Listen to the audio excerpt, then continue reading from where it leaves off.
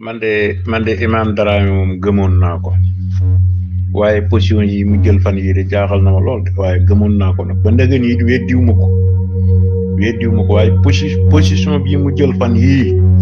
insister ci dialogue rek di pousse nit ñi ci dialogue rek loolu moom tey na sama xel la parce que jamono ji képp kuy pousse nit ci ndafa li mu bëgg nga wuyu ko ci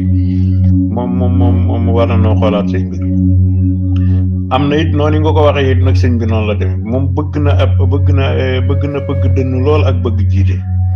waaw te combat bi wala projet bi bëgg jiite ak bëgg dënn jiital ab sëriñ laag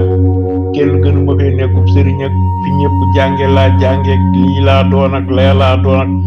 ñëpp ay sëriñ lañ ñëpp doomi soxna lañ la du baara dooli doon wax naan lu wax mën a doomi soxna ñun doomi soxna man yoko yu mën a ko kan la bay jur wala xar wala nag ñëpp ay doomi soxna lañ parce que nit a leen jur te nit koo gis soxna la waaw yàlla dafa wax ci alxuraan ne wa min ayaatihi an xalaqa lakum min anfusikum azwaajan li taskunu ilayha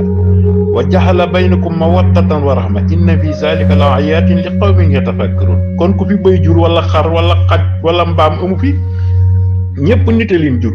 mais fëggu di fëgg foo toll yi fëggu di fëgg sa dënn di way sama maam kenn gënu ko nekkul sëriñ tariixa nangam laa bokk kenn gën mënumaa dem bàyyi ma ci tariixa bi Imam Dramé moom bëgg na yooyu ba nëgën yi nag weddiwuma ko mais position bi mu jël moom di pousse nit ñi ci dialogue di dem bu dee dem na dem